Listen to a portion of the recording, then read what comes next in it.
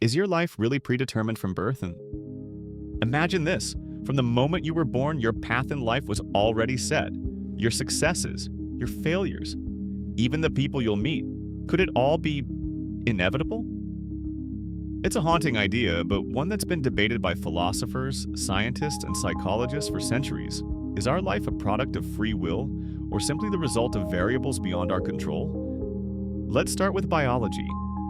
When you're born, you inherit more than just your parents' eyes or smile. You inherit their DNA. And within that DNA lies a powerful blueprint. Certain genes can determine your risk for mental illnesses, your tolerance to stress, your intelligence, and even your likelihood of developing addictions.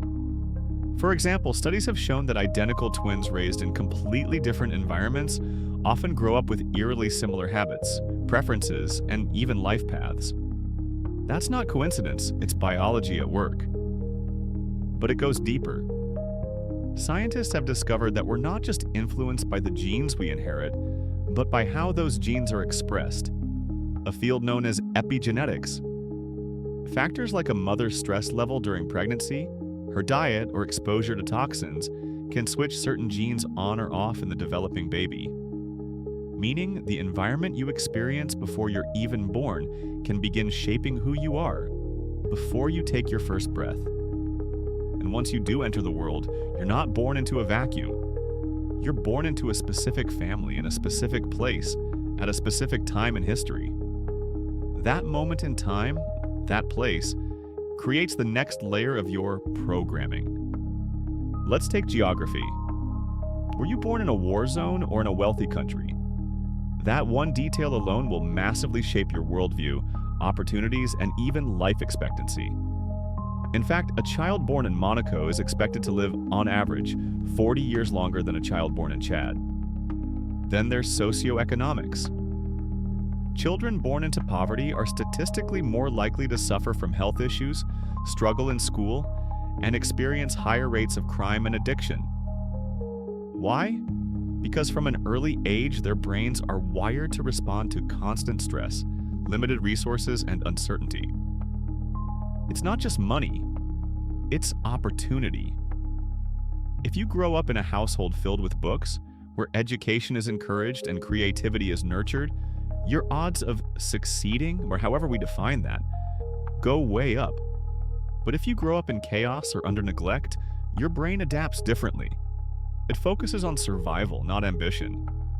Psychologists often refer to this as the lottery of birth.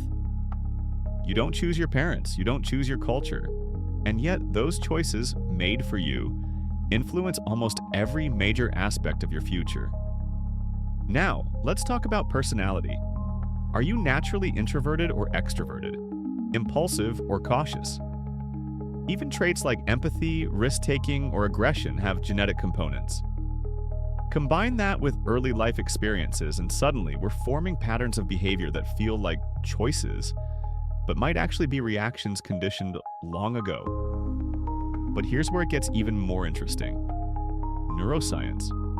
Modern brain imaging shows that our brains make decisions milliseconds before we become conscious of them. In one study, participants were asked to press a button whenever they felt the urge. Scientists found that the brain's motor cortex would light up a full 7 seconds before the person consciously made the choice. In other words, your brain decides before you do. This raises huge questions. If our thoughts are just the end result of complex chemical processes and electrical signals, who or what is really in control? Some scientists argue that free will is an illusion, that we're simply highly advanced biological machines reacting to inputs, our genetics, our environment, our hormones, with outputs. We feel like we're making choices, but it's all been predetermined by our prior programming. Others disagree. They say that while we are influenced, and sometimes heavily guided by biology and environment, we are not bound by them. We can learn, we can reflect, we can change. But even change has its limits. Let's say you grow up in poverty, surrounded by violence, and without support. Even if you choose to pursue a better life, the odds are stacked against you. You might have to work 10 times harder than someone who was born into privilege. That's not equality. That's fate dressed as freedom. Philosophers like Spinoza believe that true freedom comes not from denying destiny, but from understanding it. If you know what's influencing your behavior, your fears, your upbringing, your biology, you can begin to rise above it. You can't change where you came from, but you might gain power over how you respond to it. Then there's the butterfly effect. The idea that small events can have massive consequences. A missed bus, a random encounter, a single sentence spoken at the right time. Life is filled with unpredictable variables that steer us in new directions. So even if your path feels predetermined, it's not necessarily fixed. Add to that the sheer randomness of the universe, accidents, illnesses, economic crashes, or acts of kindness that shift your entire trajectory.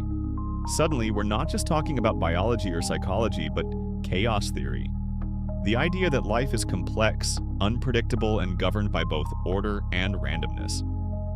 So where does that leave us? Are we prisoners of fate or architects of our future? Maybe the answer lies somewhere in between. Maybe our lives are shaped by 1,000 invisible hands. Genetics, environment, chance.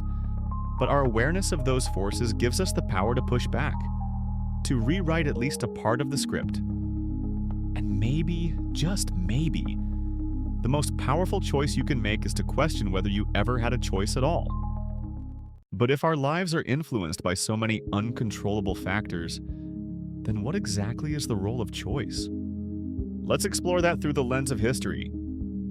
In ancient Greece, philosophers like Socrates, Plato, and Aristotle believed that humans had the capacity for reason, and through reason could rise above instincts and fate. But even they acknowledged that the pursuit of wisdom required the luxury of time, education, and social status, things not granted to everyone. Fast forward to the modern world, and we're still grappling with the same dilemma. Consider the American dream, the belief that anyone, no matter where they're from, can succeed with hard work and determination. It's an inspiring idea, but is it true? In reality, upward mobility, the ability to rise above the social class you're born into, is declining in many countries. Statistically, if you're born poor, you're likely to stay poor. If you're born into wealth, that wealth often shields you from failure, even when you make poor decisions. This raises a critical point. Freedom of choice does not mean equality of opportunity. We might all be playing the same game, but we're definitely not starting from the same level. Now, let's look at a more subtle force shaping our lives. Culture. Culture defines what we value, what we fear, what we're taught to believe about success, love, identity, and even happiness. In individualistic societies like the US or much of Western Europe, the emphasis is on personal achievement and independence. But in collectivist cultures like many in Asia or Africa, the group, the family, the community comes first. These cultural frameworks can shape your goals before you even realize you had a choice. For instance, in Japan, a child may be conditioned to prioritize social harmony and avoid conflict. In contrast, a child in America might be encouraged to speak out, be unique, or chase personal dreams. Neither path is inherently better, but both are pre-structured by cultural forces long before conscious decision-making kicks in. Then comes technology, a modern force of influence that's rewriting the human experience in real time. Algorithms now decide what news you see, what products you're shown, and which opinions you're exposed to. Social media rewards attention, not truth. And over time, these digital environments start shaping your thoughts, preferences, and even political beliefs. In many ways, your digital footprint becomes an extension of your identity, and yet it's also being manipulated in the background, nudging you in directions you might not even notice. Is this still free will, or are we becoming programmable beings in a highly curated reality? And here's where things get personal. If you look back at your own life, really look, how many of your decisions were actually just reactions? How often were your paths chosen out of fear, guilt, pressure, or survival? Were you ever truly free to choose, or were you just choosing between options that were already placed in front of you? Now think about identity. Who are you? Are you the product of your thoughts, your memories, your choices? Or are you simply the sum of your experiences and conditioning? Some scientists argue that the self is an illusion, a useful illusion, but an illusion nonetheless. What you call you is just a process, an ongoing story your brain tells to make sense of past actions. But even if that's true, that story can still be rewritten. That's the paradox. Even if much of your life is predetermined, your awareness of that fact can change everything. Think about therapy, or mindfulness, or even journaling. These are ways we examine our patterns, disrupt our conditioning, and choose new responses. We can't change what happened to us, but we can choose how we interpret it. That's where neuroplasticity comes in. The brain's ability to rewire itself, to change based on new experiences. You're not stuck with the brain you were born with. It's constantly adapting, reshaping, learning. Every time you break a habit, change a mindset, or choose a different response, you're literally rewiring your brain. And maybe that's the key to true freedom. Not the ability to control every outcome, but the ability to respond to those outcomes differently.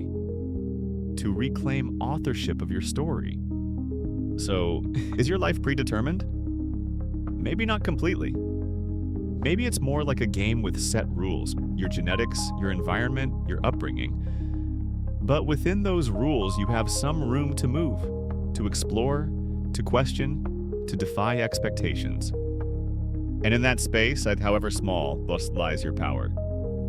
Not to escape your fate entirely, but to bend it, reshape it, and turn it into something only you could have created.